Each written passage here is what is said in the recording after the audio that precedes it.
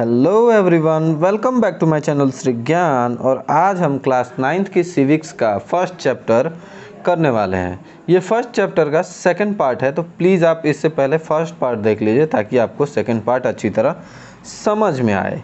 First part में हमने discuss किया था कि डेमोक्रेसी के क्या क्या रीजन्स हैं और किन किन कंडीशंस पे डेमोक्रेसी एक सक्सेसफुल डेमोक्रेसी या फिर प्रॉपर डेमोक्रेसी नहीं कहलाती है।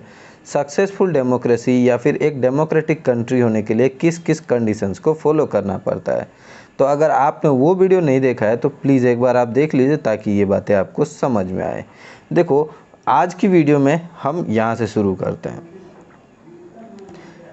Clearly democracy is not a magical solution. अगर कहा जाए तो डेमोक्रेसी कोई ऐसा जादुई सिरप नहीं है जो हर एक प्रॉब्लम को सॉल्व कर देगी। ठीक है, डेमोक्रेसी हर प्रॉब्लम का सॉल्व नहीं है। देखो, इसने भारत से अब तक गरीबी तो मिटाई नहीं है ना। It has not ended poverty in our country in other parts of the world. और ऐसा नहीं है कि दुनिया की किसी भी कंट्री में सिर्फ डेमोक्रेसी की वजह से गरीबी पूरी तरह ख़त्म हो गई हो, तो ऐसा कुछ नहीं है। Democracy as a form of government. Democracy क्या है? डेमोक्रेसी का मतलब है एक ऐसी सरकार बने जो पूरी तरह पब्लिक के फुल फ्रीडम के साथ चुनी गई हो। पब्लिक को पूरी आज़ादी हो कि वो अपना रिप्रेजेंटेटिव चुने, और उसका जो रिप्रेजेंटेटिव है वो इतना ऑब्लाइज्ड हो, इतना रेस्पॉन्सिबल हो कि वो पब्लिक की नीड्स को समझे और पब्लिक की नीड्स को फुलफ़िल करे। तब एक प्रॉपर डेमोक्रेसी हम कह सकते हैं। ठीक है, तो आई होप कि आपको ये धीरे धीरे बातें समझ में आ रही होंगी। अब आप यहाँ देखो, ठीक है, that this was a result of different government policies in two countries.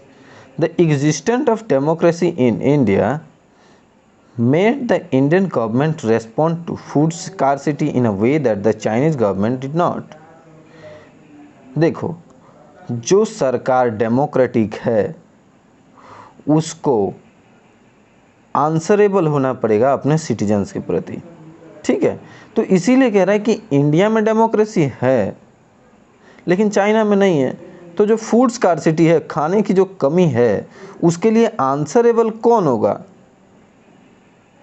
देखो, गवर्नमेंट रेस्पॉन्ड करेगी ना, तो वही लिख रहा है कि आंसरेबल कौन होगा। चाइनीज़ गवर्नमेंट क्यों आंसरेबल होगी? क्योंकि चाइनीज़ गवर्नमेंट आंसरेबल कभी हो ही नहीं सकती, क्योंकि वो रिपब्लिक नहीं है ना।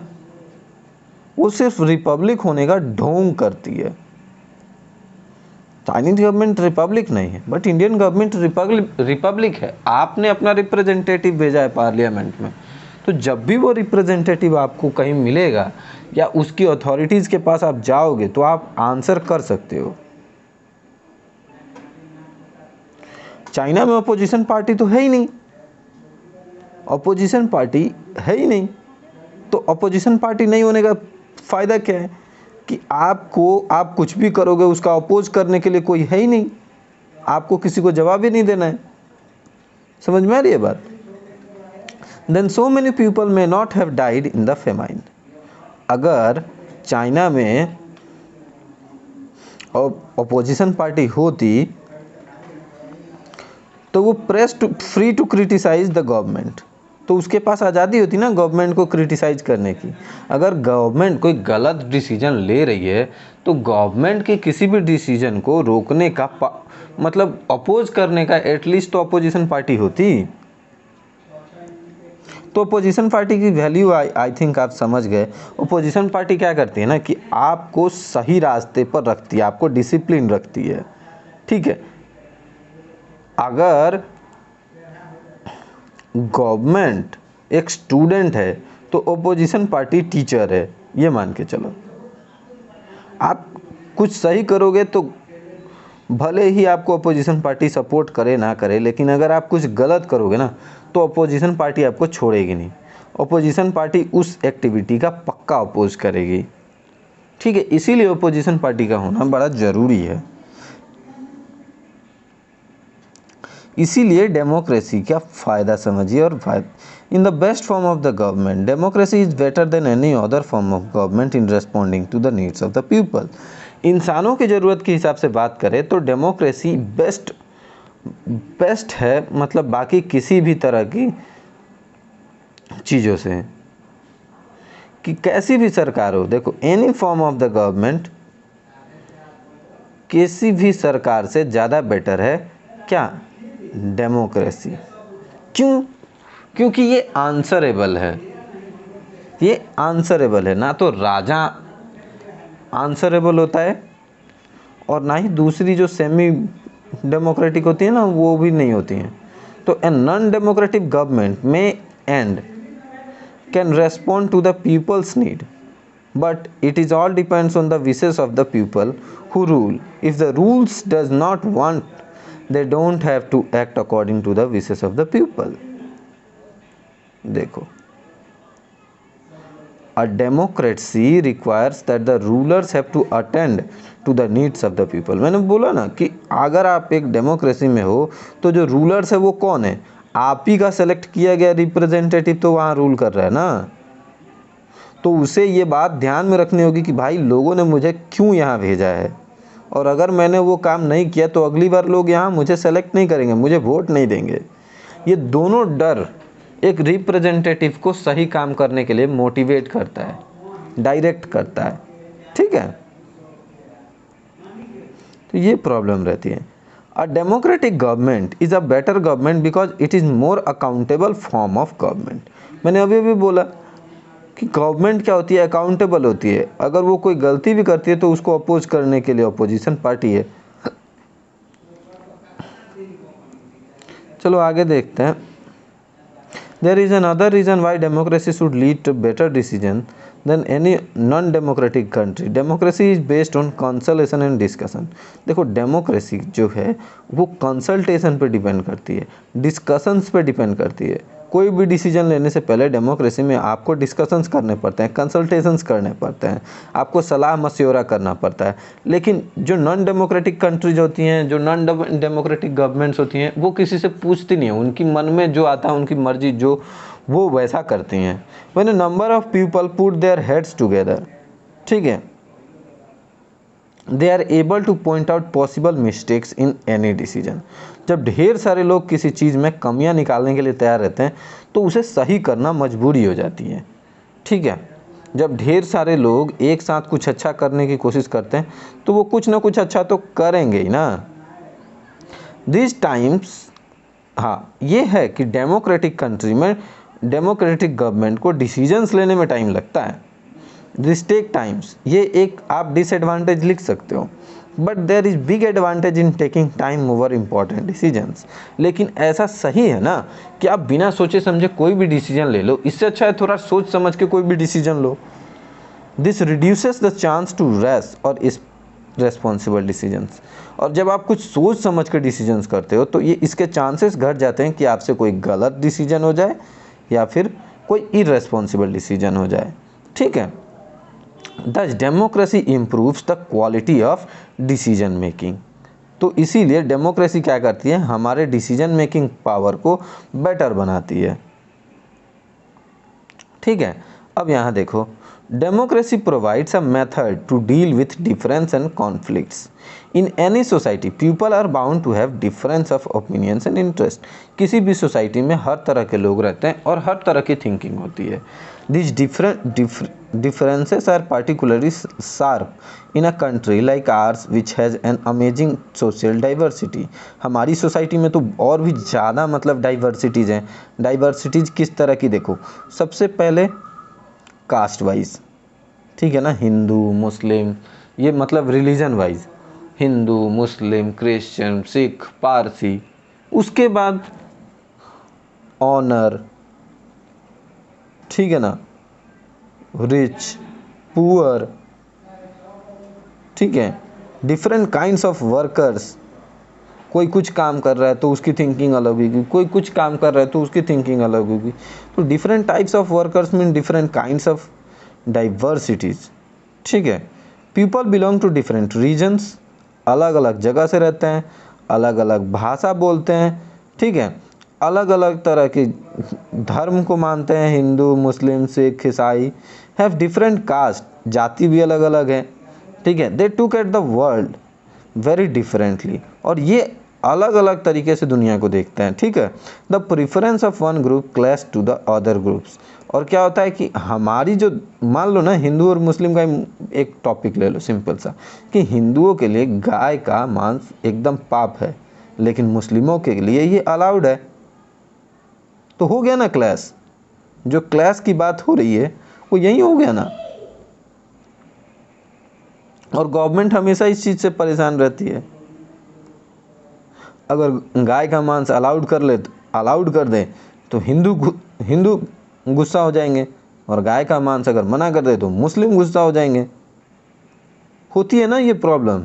तो आपने देखा, how do we resolve such as conflict. और ऐसे प्रॉब्लम्स को सोल्व करना काफ़ी मुश्किल काम होता है। The conflict can be solve by brutal power.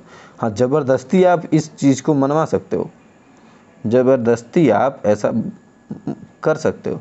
Which ever group is more powerful will dictate its term and other will have to accept them. ये कह सकते हो कि भाई इस स्टेट में जो लोग ज़्यादा हैं उनकी बात मानी जाएगी, ऐसा कह सकते हो। But that would lead to resentment and unhappiness. लेकिन अगर ऐसा करोगे तो असहजता का भाव पैदा होगा, खुश नहीं हो पाएंगे लोग। अगर आप हिंदुओं के वोट सपोर्ट में वोट करोगे तो मुस्लिम को दुख पहुंचेगा, मुस्लिमों के दुख सपोर्ट को करोगे तो हिंदुओं को दुख पहुंचेगा। ये तो एकदम सिंपल कॉमन सी बात है, ठीक है ना। No one is a permanent winner, और कोई भी परमानेंट विनर है। अगर आपने कोई गलती करी तो आपका कॉम्पिटिटर खड़ा हो जाएगा इलेक्शन में, ठीक है।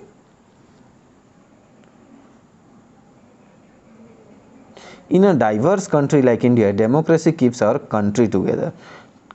डेमोक्रेसी क्या करती है ना, सबको एक साथ बांध के रखती है। क्यों बांध कर रखती है?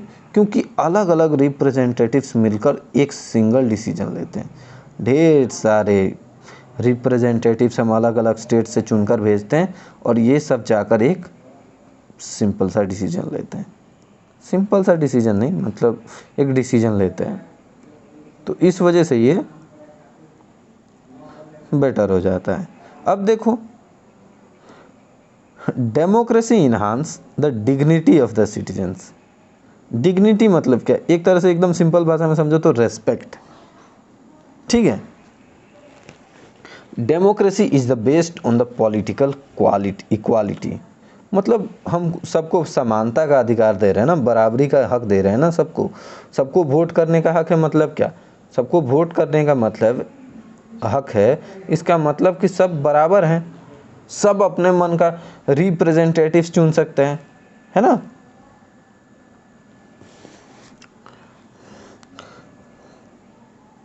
Poorest and least educated has the same status as the rich and the educated. चाहे कोई अमीर हो चाहे कोई गरीब हो, अगर वो कुछ गलत करता है तो दोनों को बराबर पनिशमेंट मिलनी चाहिए, इक्वल पनिशमेंट, राइट, है ना। ऐसा क्यों? क्योंकि दोनों को बराबर का हक दिया गया है। Peoples are not subjects of a ruler. यहाँ कोई राजा नहीं है, they are the ruler themselves. ये सब के सब, इनको सबको बराबर का हक है, सबको क्या है? बराबर का हक है, ठीक है।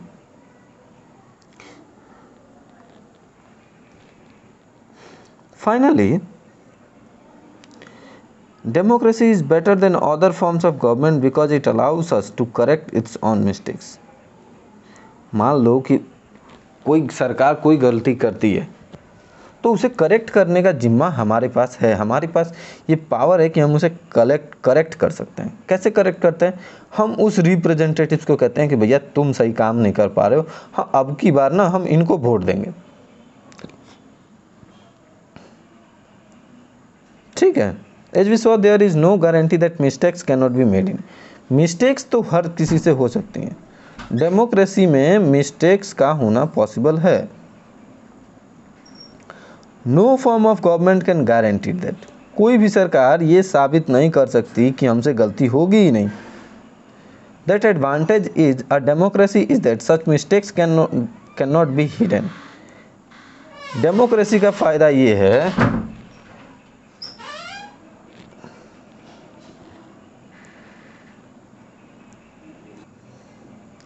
डेमोक्रेसी का फ़ायदा ये है कि वो कोई भी गलती छुपा नहीं सकती, ठीक है। Mistakes can not be hidden, there is a space for public discussions on this mistakes, क्योंकि आपको पार्लियामेंट में, लोकसभा में, राज्यसभा में ये सारी चीज़ें डिस्कस करनी होती हैं, और वहाँ डिस्कशन में अपोजिशन पार्टी बैठती है जो आपकी गलतियों पे नज़र रखती है और वो इन गलतियों को पक्का नोटिस करेगी, ठीक है। लेकिन रूलर्स, मान लो एक राजा होता तो राजा का अपोजिशन पार्टी से तो कोई मतलब ही नहीं है, वो तो कुछ भी करे, कोई प्रॉब्लम ही नहीं है।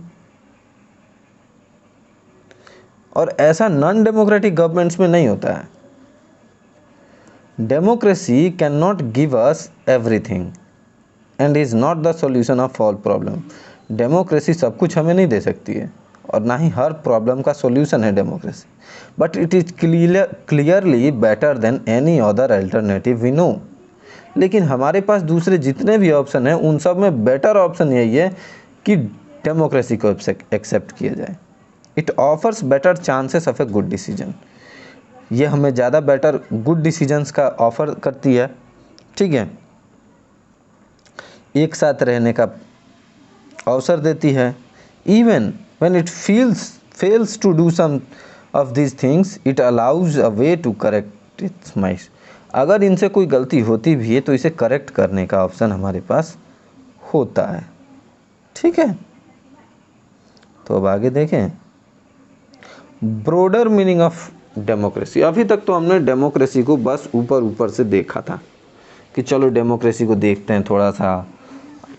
अब ब्रॉडर मीनिंग का मतलब हो गया कि बड़े तौर पे देखते हैं, ठीक है।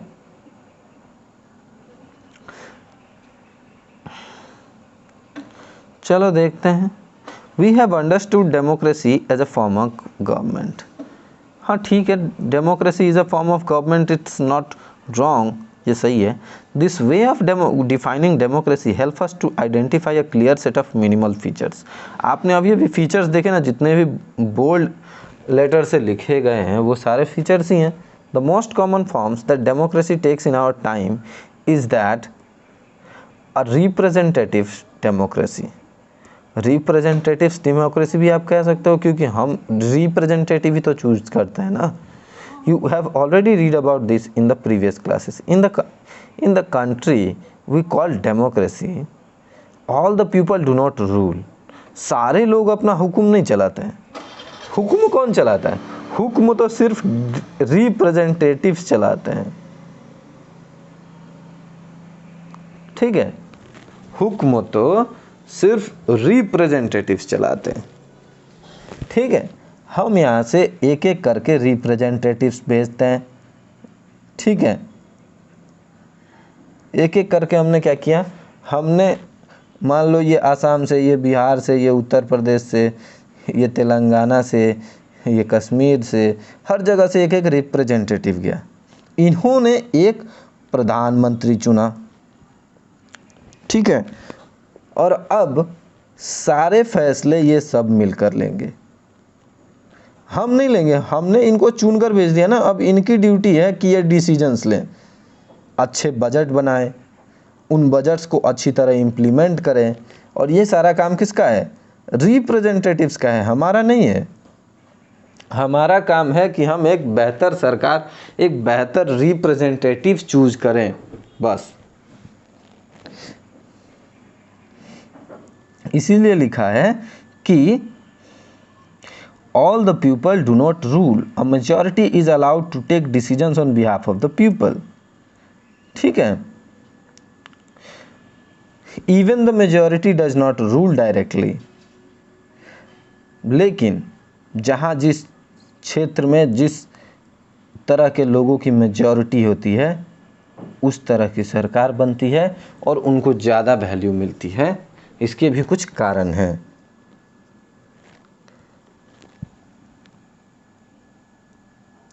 Through their elected representatives, this become necessary because modern democracy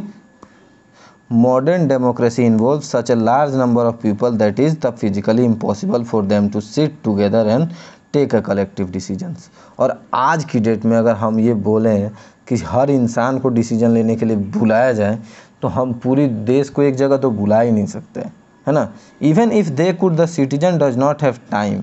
और सबके पास इतना टाइम भी नहीं है कि सबको बुलाया जाए कि चलो भाई आज हम एनआरसी पर डिस्कशन करते हैं, या फिर सीएए पर डिस्कशन करते हैं, या फिर आर्टिकल 370 पर डिसीजन करते हैं। सबके पास इतना टाइम थोड़ी है।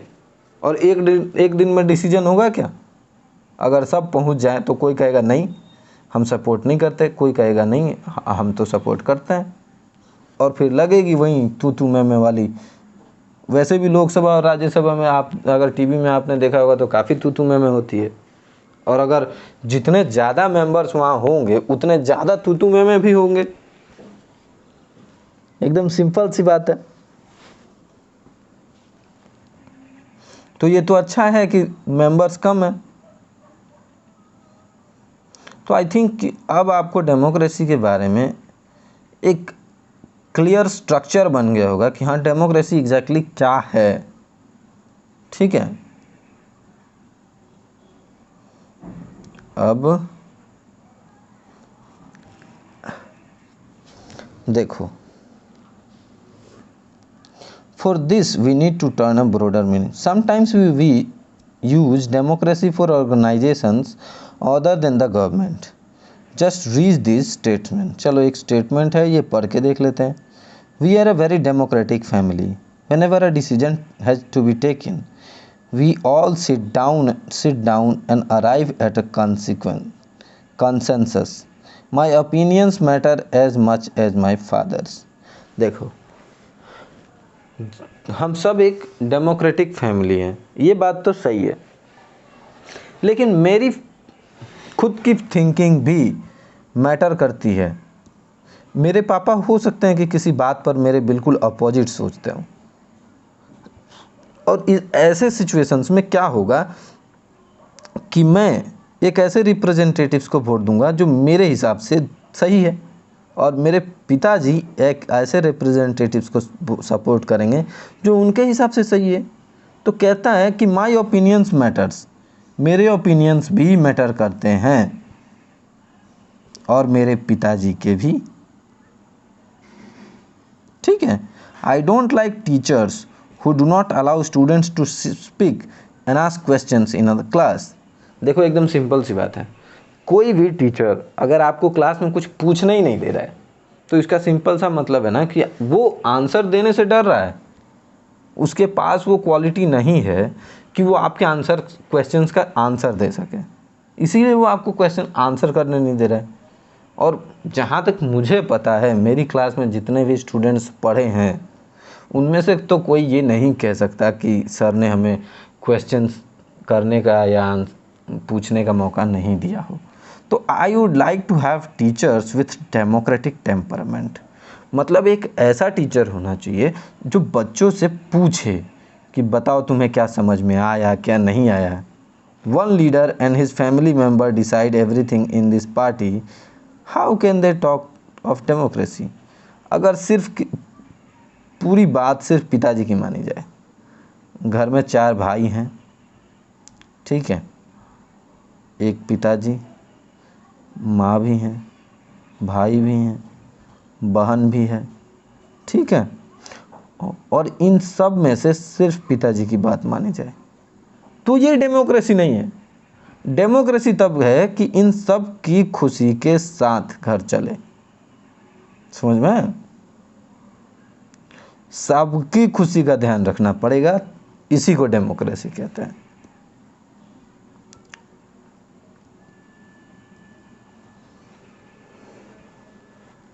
अब these ways of using the word democracy go back to its basic decisions. A democratic decision involves consultation with and consent of all those who are affected by the decisions.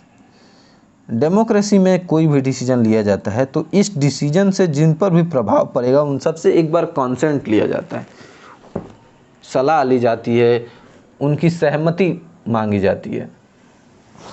ठीक है,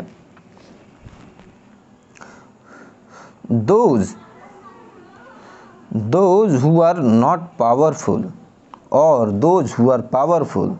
This can apply to a government or family or any other organization. Thus, democracy is also a principle that can be applied to any sphere of life. हर जगह democracy का sphere apply हो सकता है, ठीक है। अब देखो यहाँ लिख रहे हैं कि true democracy will be come to this country only when no one goes hungry to the bed. जिस दिन भारत में या इस देश में कोई भी भूखा नहीं सोएगा, उस दिन हम कहेंगे कि हाँ ये ट्रू डेमोक्रेसी है, ठीक है। क्योंकि इस गरीब इंसान जो आज भूखा सो रहा है, उसे भी उतना ही हक था जितना एक रिचर्स को। तो अगर सरकार बनी है तो गवर्नमेंट को जितना एक रिच इंसान के लिए सोचना है, उतना ही एक गरीब इंसान के लिए भी सोचना है, उन दोनों के लिए सोचना है। एटलीस्ट मेरे हिसाब से तो गरीब के लिए ज़्यादा सोचना पड़ेगा, क्योंकि अमीर आदमी के पास वो पावर है कि वो खुद के बारे में सोच सकता है, लेकिन गरीब के पास वो पावर नहीं है, वो इतना काबिल नहीं है। In a democracy every citizen must able to play equal role in a decision making. ये तो अभी बता चुका हूँ मैं कि हर एक इंसान को वोट करने का हक है, तो सबको डिसीजन मेकिंग में इक्वल रोल मिलता है। For this you don't need just an equal right to vote, every citizens need to have equal information. हर इंसान के पास इक्वल इन्फॉर्मेशन भी होनी चाहिए। देखो, इन्फॉर्मेशन को पहुंचाना भी एक बहुत बड़ा प्रॉब्लम है। अब कुछ लोग कहते हैं कि भाई न्यूज़ के थ्रू सबके पास बराबर जाती है ना। अब जिसके पास खाने के लिए खाना ही नहीं था, जो एक वक्त हमेशा भूखा सो रहा था, वो न्यूज़पेपर खरीदेगा नहीं, पॉसिबल नहीं है। उसके पास टेलीविज़न है नहीं, ना रेडियो है। न्यूज़ पहुँचे तो पहुँचे कैसे कि गवर्नमेंट अच्छा कर रही है, बुरा कर रही है, क्या कर रही है। उसके लिए बेसिक एजुकेशन होनी चाहिए थी, तभी तो वो अपनी लाइफ में कुछ अच्छा कर सकता है। तो बेसिक एजुकेशन होना चाहिए था। एजुकेशन के लिए इक्वल रिसोर्सेज भी तो होने चाहिए। अब एक स्टूडेंट है जिसको अच्छे भोजन मिल रहे हैं, अच्छा यूनिफॉर्म मिल रहा है, अच्छा लाइफस्टाइल मिल रही है, और एक स्टूडेंट है जो एक टाइम का उसको भोजन ही नहीं मिल रहा है, प्रॉपर खाना ही नहीं मिल रहा है, ना उसके पास पेंसिल के पैसे हैं, ना रबर के, इक्वल रिसोर्सेस ही नहीं है। तो वो दोनों कैसे एक जैसा डिसीजन ले पाएंगे? पॉसिबल है। और ये सब करने के लिए हमें ढेर सारे कमिटमेंट्स करने पड़ेंगे, ठीक है। तो यही बात ऑथर समझा रहा है, और कोई बात नहीं है, ठीक है। आई होप कि ये जो ऑथर समझाना चाहता था वो हम समझ गए, ठीक है। बाकी तो उस पैराग्राफ में ऐसा कुछ खास इम्पोर्टेंट नहीं था। अब हम इस पेज पे आते हैं। पेज नंबर ये है, यहाँ देख लेते हैं। This also means that no country is perfect democracy. इसका एक मतलब ये भी है कि किसी भी देश की डेमोक्रेसी जो है वो परफेक्ट नहीं है। अच्छा, परफेक्ट क्यों नहीं है? क्योंकि उसके जो रिप्रेजेंटेटिव्स हैं ना, ढेर सारे हैं। एक स्टेट में मान लो हमारे देश में 28 स्टेट्स हैं, 28 स्टेट्स हैं, तो 28 स्टेट्स के 28 रिप्रेजेंटेटिव्स हुए। कोई ज़रूरी है कि हर एक रिप्रेजेंटेटिव्स रेस्पॉन्सिबल होगा, अकाउंटेबल होगा, ऑनेस्ट होगा? कोई ज़रूरी है? इसमें से 2 करप्ट निकल जाए, अच्छा से करप्शन करें, तो प्रॉब्लम होगी कि नहीं होगी? आप फिर से इन्हें हटाओगे, किसी और को अपॉइंट करोगे, तब तक कोई और लगेगा करप्शन करने, प्रॉब्लम ही प्रॉब्लम है।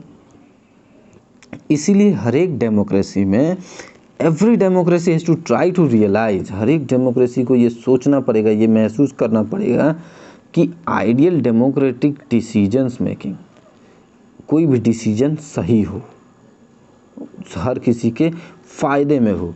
This can not be achieved once and for all. This requires a constant effort.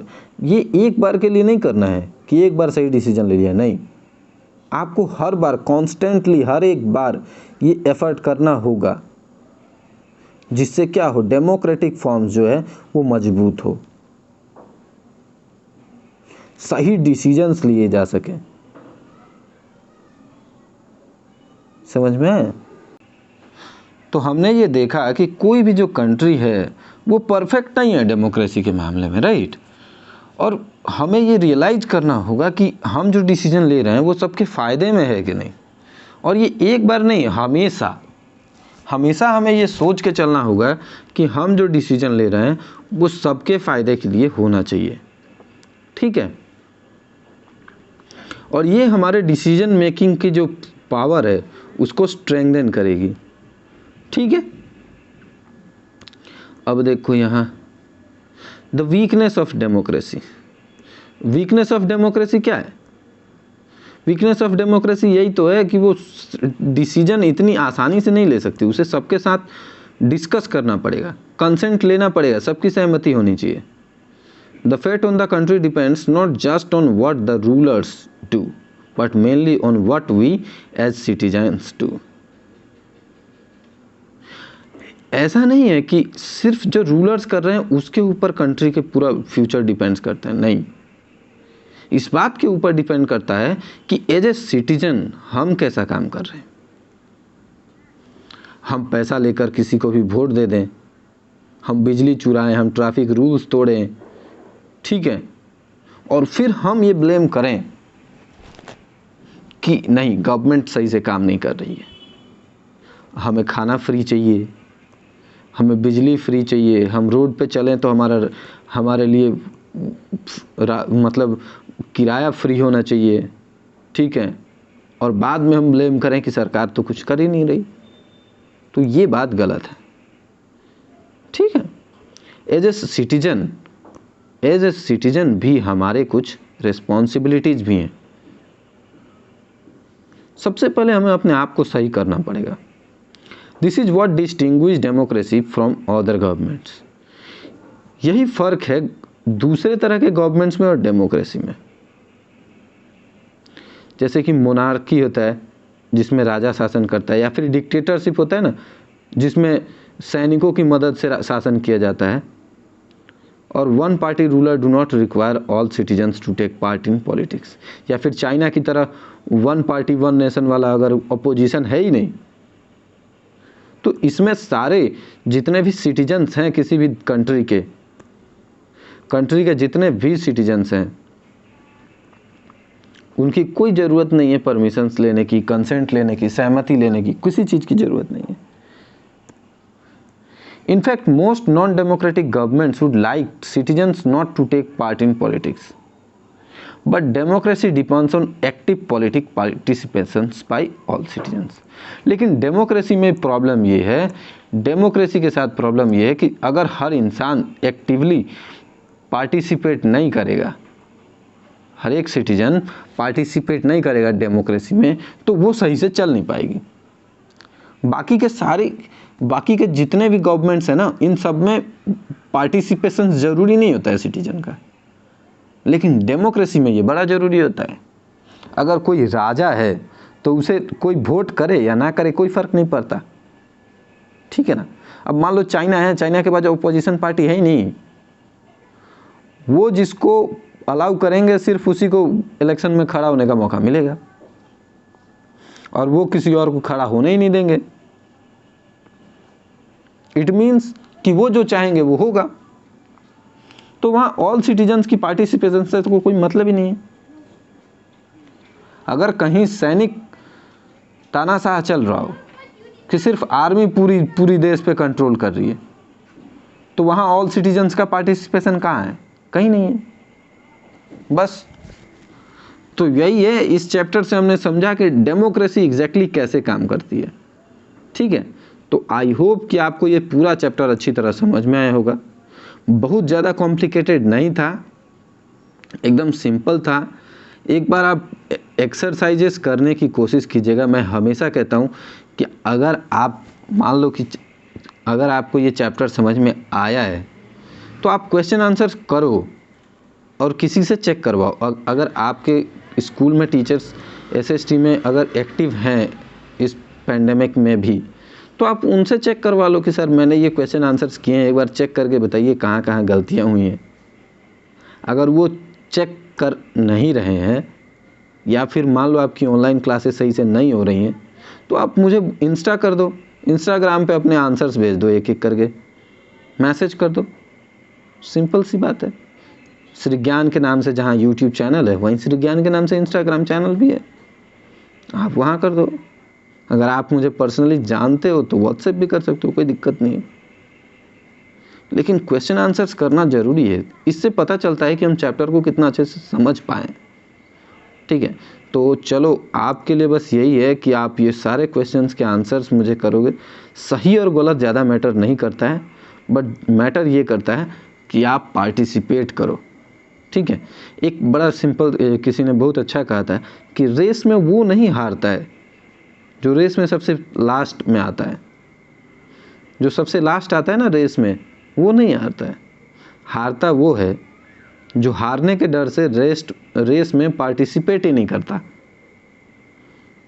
तो आप एटलीस्ट पार्टिसिपेट करो, आपको जो सही लगे, जो ऑप्शन सही लगे वो करो। हर एक क्वेश्चन का आंसर दो, सही और गलत हम पे छोड़ दो। ठीक है, तो चलिए मिलते हैं अगले वीडियो में। तब तक के लिए बेस्ट ऑफ लक। पढ़ते रहिए, बढ़ते रहिए। अगर आपको ये वीडियो अच्छी लगी हो तो अपने फ्रेंड्स के साथ ज़रूर शेयर करिए। ठीक है, फ्रेंड्स के साथ ज़रूर शेयर करिए। हमारे चैनल को सब्सक्राइब करिए। अगर वीडियो अच्छी लगी हो तो वीडियो को लाइक भी करिए। और हाँ, अपने कमेंट्स ज़रूर करा करिए। आपके कमेंट से हमें पता चलेगा कि इस वीडियो में हम क्या सुधार कर सकते हैं, क्या प्रॉब्लम आ रही है। आपको अगर कोई भी प्रॉब्लम आ रही है तो आप बताओगे नहीं तो हमें कैसे पता चलेगा। तो आप कमेंट करो ताकि हम उस प्रॉब्लम को सॉल्व कर पाएँ। ठीक है, have a great day. Thanks for watching till the end.